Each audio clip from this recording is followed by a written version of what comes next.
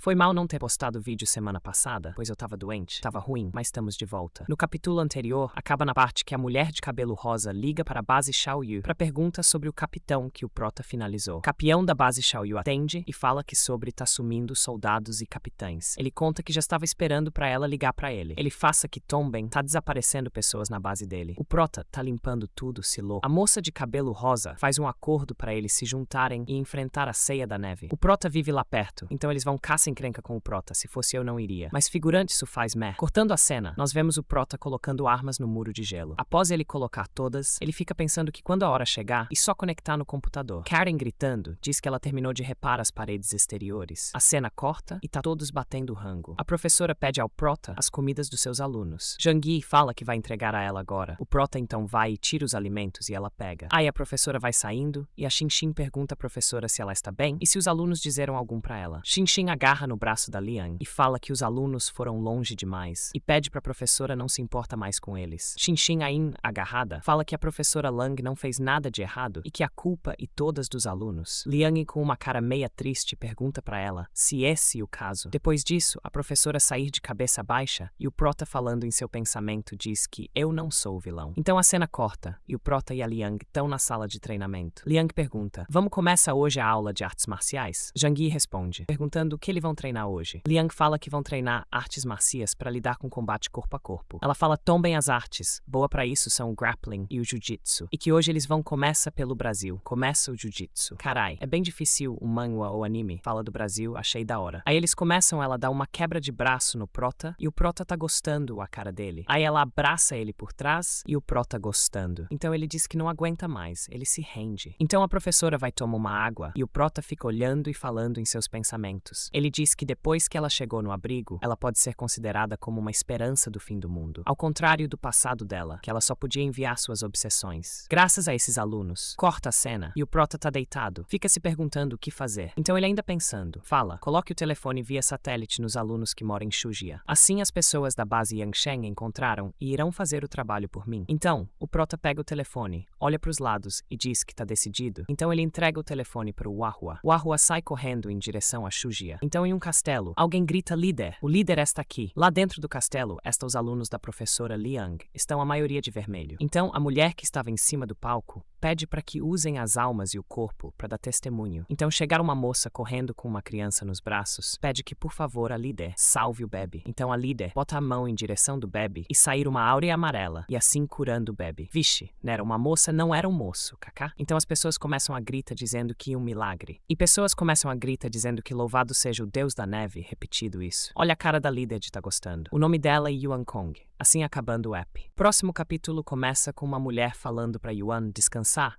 e deixar o presente para amanhã. Yuan levanta a mão em direção a ela e fala, vá em frente. Aí do nada, ela começa a meio que cair. Um cara no chão pergunta o que está acontecendo, com uma cara apavorada. Então a mulher que estava mais a líder pede para Tong e Dai protegerem a Yuan. Então ela chama os outros para enfrentar os inimigos. A Yuan fica orando pro Deus da neve, pedindo que proteja seus seguidores. E lá fora o negócio tá doido e bala para todo canto e gente deitado. O da direita grita dizendo que precisam resistir, não pode deixar eles destruir. Um louco corre em direção aos carros com umas bombas no corpo, não sei como ninguém acerta tiro nele. Ele grita para o Deus da neve. Então ele se explode no meio dos carros. Uma pessoa grita, lute com eles. Então a líder da base Yushang fala que esse culto da neve fez lavagem cerebral nas pessoas para não terem nem medo de se explodir. Então ela começa a gritar, deixe-me finalizar Yuan, peguem essa CAD e outras coisas. Então chega aquela mulher e sua gangue. Um cara fala que finalmente chegaram os padres. O dos caras grita, tira. Ai, todos começam a sentar o dedo nos padres. A mulher usa uma barreira que para todas as balas. As balas caindo no chão, a mulher pergunta se eles vão rasgar o acordo de paz. A Xian com uma cara assustada grita, falando que o Zhang Yi é imortal. A Xian pega uma cabaça e fala que o primeiro a rasga, o contrato foi ela. O plano do prota tá dando muito certo, se louco. Ela bebe não sei o que, aí ela lança um dragão de fogo pela boca. Ficou muito linda essa cena. O dragão de fogo chegando perto dos padres acaba o cap. O próximo cap começa com a mulher de vermelho abrindo os braços. Então ela coloca 2 carros para proteger contra contra o dragão de fogo da Xian. A mulher toda suada fala que existe um mal-entendido, porque a seita de adoração da neve nunca mexeu com nenhuma força inimiga. Xian aponta pros caras e fala que vai finalizar ela se ela não concorda. A de vermelho grita, não importa o que aconteça, não deixe eles chegar perto da igreja. Eu esqueci o nome desse cara, mas ele usa um poder chamado de Senhor do Gelo, aí ele assopra. Ele fica todo na armadura, então ele lança uns espinhos de gelo na direção dos padres. A de vermelho fala em nome da Deus da Neve, conceda o castigo celestial. Vem uns caras loucos gritando, acabe com todos os inimigos da adoração da neve. Então vai a reca de pessoas pra cima dos carros. Um cara perto dos carros pergunta se essas pessoas são loucos de usar seus próprios corpos para afastar eles. Vemos suas pernas de um cara e o outro olhando. Quando mostra o cara que ele está olhando, aparece o cara com uma cara de doente, preste a se explodir. O cara se explode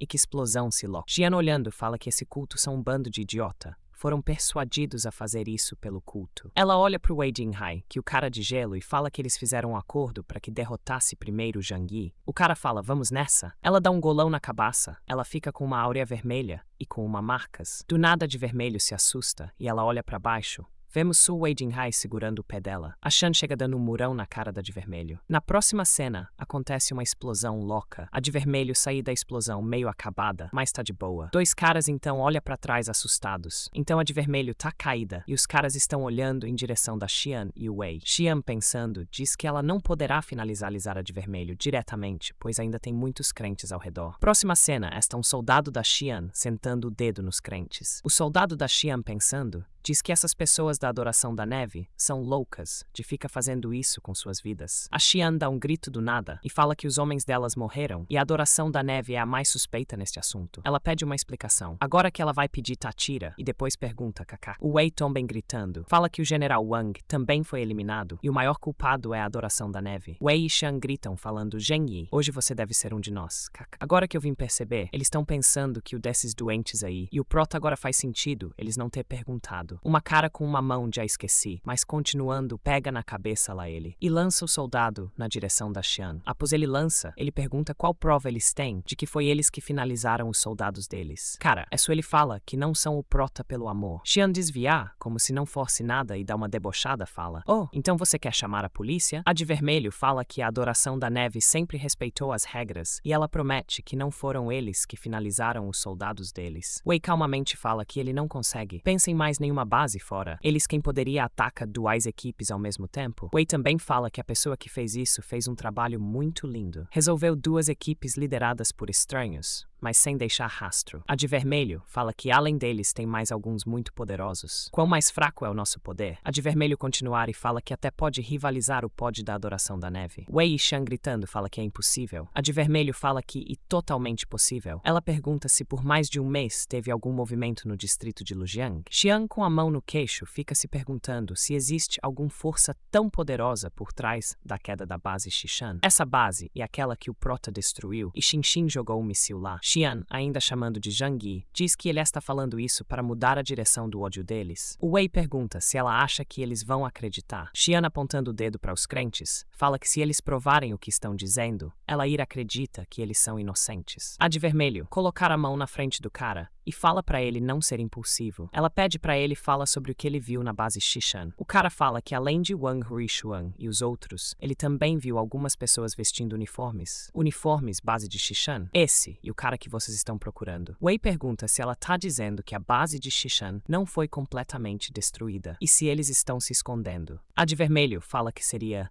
ainda mais impossível se fosse esse o caso. Até o abrigo na base Xishan foi bombardeado por mísseis. Ela fala também que o time que sobrou não será muito grande. Xian pergunta sem mencionar agora, mesmo no passado, Shen Xinyan tem coragem? A de vermelho responder que as pessoas da base Xishan não ousaria, mas não significa outros não se atrevem a ir lá agora, só para garantir. Wei e Xian olham um para o outro e pensam que é melhor eles voltar e fazer uma investigação completa. Xian então aponta para os crentes e fala que isso é tudo por hoje. Ela fala que vai fazer uma investigação e se eles descobrir que foi eles, ela voltará. Cena corta e tá Wei e a Xian perto dos carros. Wei pergunta o que a Xian planeja fazer a partir dali. Xian pergunta a ele se ela precisa dizer. Xian, já dentro do carro, fala que nenhuma deles pode fazer isso, apenas sentado e observando. Wei fala que sim, e que uma força poderosa não pode ficar sozinha. Wei, vendo a Xian partir, fala que ela é muito forte. Ele fala também que a cidade de Tianhai pertence a ele. Chega um cara, chamando ele de chefe, e fala que Xian parece estar escondendo algo deles. Wei fala que isso é natural e que ninguém confiar completamente em ninguém. Wei lembra que ele tinha visto uma notícia sobre o Zhang Yi ser o suspeito de ter roubado o Amazon no sul da China. Tempos depois, Xian está em uma sala com um cara. O cara fala cidade de Shujia,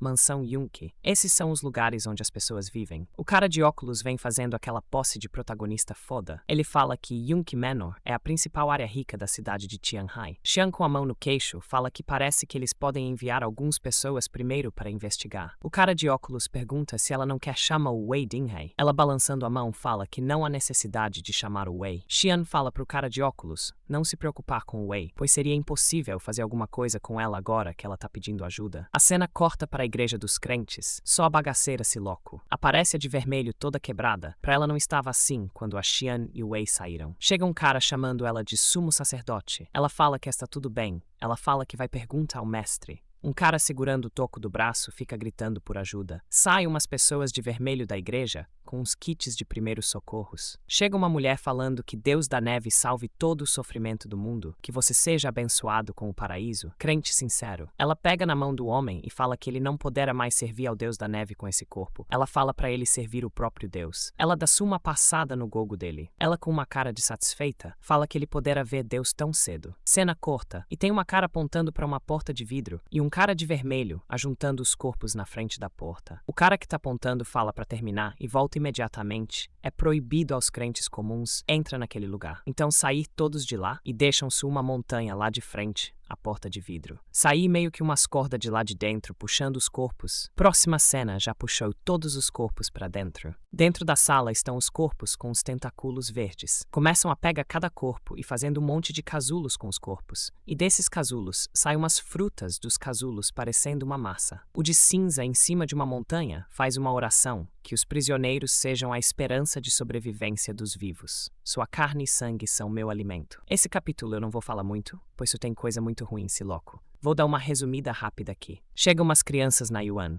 Ela abre os braços e fala, venha. Aí ela pega a criança de azul e dá uma facada na regia debaixo da criança. Depois cura e a criança fica com essa cara estranha. Próximo cap começa com a mãe da criança de azul falando, muito bom. Eu acho que não tá nada bom. A Yuan chega perto da de vermelho e, levantando a capa, pergunta, por que ela demora tanto? Yuan a cura. Ela, a de vermelho, fala que ela já usou a habilidade dela muitas vezes hoje. Ela pede que cure ela, sua mãe. Yuan termina de cura e pergunta quem tá ligando. A de vermelho começa a conta que a base Yangsheng e a Chao Yu uniram forças para atacar eles. Yuan pergunta se vieram os dois ao mesmo tempo. Ataca eles. A de vermelho responde que sim. Yuan, com a mão no queixo, fala que fora eles têm mais 4 bases principais na cidade de Tianhai. Ela pergunta se existe uma força tão poderosa assim para destruir a base Xishan. A de vermelho fala que essa força misteriosa é um homem chamado Zhang Yi. Pera, então eles não são os alunos da professora? A de vermelho pergunta o porquê o Zhang Yi ter ido contra a base Xishan e ter causado a destruição dela. Yuan fala que tem várias evidências que mostram a base Xishan sendo destruída com a ajuda de um míssil que veio de Gongnan. A Fé Vermelho fala que de fato aconteceu, mas Zhang Yi tem uma relação inseparável da destruição da base Xishan. Ele deve ter um poder que não pode ser subestimado. Yuan fala que se esse for o caso, será necessário prestar atenção nele. A de vermelho pergunta se ela que manda alguém para testar ele. Yuan não fala nada. Fica olhando para baixo. A de vermelho fala que em toda a cidade de Tianhai existem recursos realmente importantes. Ela fala também que a videira de sangue possa obter comida por uma substituição. Isso não será bom para o longo prazo. Ela continua e fala que eles precisam de um ajudante. Yuan fala para ela deixar o Dafa ir lá testa a força do Prota, cortando a cena. Tá o Prota e a Joukir. Prota pergunta se ela conhece essa coisa. Joukir fala que essa pílula é muito poderosa. Ela melhora muitas funções físicas das pessoas, e as pessoas que usam não conseguem dormir por 3 dias e 3 noites. Ela pega uma parte do pó da pílula e fala que essa pílula acelera o metabolismo humano, e se você não toma cuidado, pode acabar morrendo. O Prota, com a mão na cabeça, fala que então nesse mundo não existir medicina medicina que deixa você mais forte, sem ter efeitos colaterais. Jokir fala que não, e bem assim. O prota pergunta, bem assim? Jokir conta que ela ouviu dizer que no passado, os militares estavam fazendo umas pílulas que melhorava as capacidades dos soldados. Os militares queriam fazer sem conter efeitos colaterais. Jokir, olhando para o microscópio, fala que, embora os efeitos colaterais possam não ser completamente eliminados, eles podem ser minimizados. Ela, toda fofa, fala que o preço para fazer esse medicamento é em alto, e ela diz que ainda não se tornou militar. O prota fala que talvez possa encontrar esses medicamentos, mas a probabilidade não é tão alta. O prota, olhando para Jokir, pergunta se ela ainda se lembra de quando ele usou o tipo de veneno de rato. Jokir fala, veneno de rato? Ela, olhando para o prota, fala que a última vez que ele usou foi na comunidade Adiulu. Ela pergunta se ele ainda tem essa coisa. O prota, dando com um risinho na fala que ainda pode ser útil se você mantê-lo. Ele fala que é melhor estar preparado para algo inesperado. O prota, olhando para Jokir, pergunta se a quantidade do medicamento for menos. O que aconteceria? Qual seria o efeito? Jokir responder que se o valor for baixo, não há necessidade de se preocupar, pois a desintoxicação do corpo humano pode se livrar disso. Ela se vira e com a mão no queixo fala que se manter a dosagem em 5%, os rins não conseguiram eliminar completamente e as toxinas ira se formam no corpo. O prota pergunta se morre. Jokir, balançando a cabeça, fala, claro que não. No entanto, se você continuar tomando os órgãos do corpo, começar a falhar lentamente e assim morrerá. Ela, dando um risinho de lado, fala que no ambiente de hoje, o corpo humano está muito frágil e com esse tipo pílula, o corpo humano morrerá lentamente. O prota, com a mão no queixo, fala que faz muito sentido o que ela está falando. Jokir pergunta se há ratos em casa. O prota, com um sorriso maliquino, responde, ela dizendo que em casa não tem, mais na rua tem. Cena corta para os alunos da professora dando um murro no chão. Pergunta por que eles têm que viver. Mal sabe ele que eles serão a cobaia do prota. Um tempinho depois, chega Liang na porta com as comidas. Chega 2 alunas correndo, chama Liang, a da direita. Fala que estava com saudade da professora Liang. Liang colocar as comidas no chão e fala que ela tá tendo cuidado, pois a área não é pacífica. Ela fala que tá perigoso e pede para eles ter cuidado. Os alunos ficam assustados e o do meio fala que isso é muito perigoso, porque ela não levam eles para o abrigo, porque lá é o lugar mais seguro. Eles que enricar, querem vida boa sem fazer nada, kakak. Liang se vira para fora e nem ligar para o que o cara tava falando. Então ela pede que eles se cuidem e que procurem um bom abrigo. O cara, apontando o dedo, fica gritando pela Liang. A Liang continuar andando. Ele fala que ela é muito cruel. Olha quem fala esse. Eles correm para a sacola de comida, pegam e começam a comer. E assim acaba o capítulo. Próximo capítulo começa com 3 sombras de frente à porta dos alunos da Liang. Um aluno levanta rápido e gritando, pergunta quem são eles e mandam eles sair dali. Um cara dá um avanço e pega no pescoço do aluno e pergunta se ele tem coragem de falar mais alguma coisa. O aluno se mordendo e colocando força para tirar a mão do cara. O aluno dá só um bicudo no cara que ele voa longe. A pílula do prota tá fazendo efeito, olha isso. Então o aluno começa a ir em direção da porta. O careca aparece na frente dele. E o careca, pesando, fala que não pode deixar ele fugir. O aluno grita pedindo para que ele saia dali e vai dar um murro no careca. Mas o careca dá só uma nele, que ele cai tossindo sangue. O careca fala para ele não subestimar as habilidades dele. Cena corta para horas antes disso acontecer. Tá o careca e sua gangue. O careca pede para seus soldados esconder os caras que eles vão seguir a pé agora. O careca, olhando por uma luneta, pergunta se isso puder ser construído por um ser humano. Vemos o que ele está olhando e é o murro do prota. O careca fala que para derrubar isso tem que ser uma bombardeada com artilharia de grande calibre. O careca olha para os soldados e pede que eles tenham cuidado, porque se eles não tiverem cuidado, serão eliminados ali mesmo. Então eles começam a ir para a vila que os alunos moram. O careca pega um telefone e fala que o sinal do outro telefone via satélite está ali na frente. Ele olha para um soldado e manda ele dar uma investigada na situação. O soldado fala, estou indo. O soldado chega em uma cerca e, olhando para os lados, fala que nenhuma alma é vista e não tem nenhum guarda ali. O careca levanta a mão e fala que pode ter alguém extremamente perigoso escondido por aqui. Se vemos algo em incomum, recuaremos. Chega o soldado que foi investigar, chamando o careca de cabeça. Ele fala que a vila está deserta e que ele foi até o sinal e não viu nenhum perigo. O careca, assustado, pergunta o quê? Como assim? Ele, olhando para a defesa do prota, ele fica perguntando por que o sinal está ali? Será que é uma armadilha? Então o careca acena para os soldados e, pensando, ele diz, como já estou aqui, e melhor volta com algumas informações úteis. Cena corta e volta para o presente, onde está os alunos dormindo, e o que o careca deu um supapo está tossido ainda. O careca manda os soldados, amarra todos eles e leve-los com eles para líder resolver. E assim acaba o capítulo. Será que eles vão eliminar os alunos ou vão querer chantagear o prota? Isso fica para a próxima parte. Se bate os 5 likes, eu trago para vocês. É isso. Não se esqueça de se inscrever e ativa o sininho para a próxima parte. Falou, fui.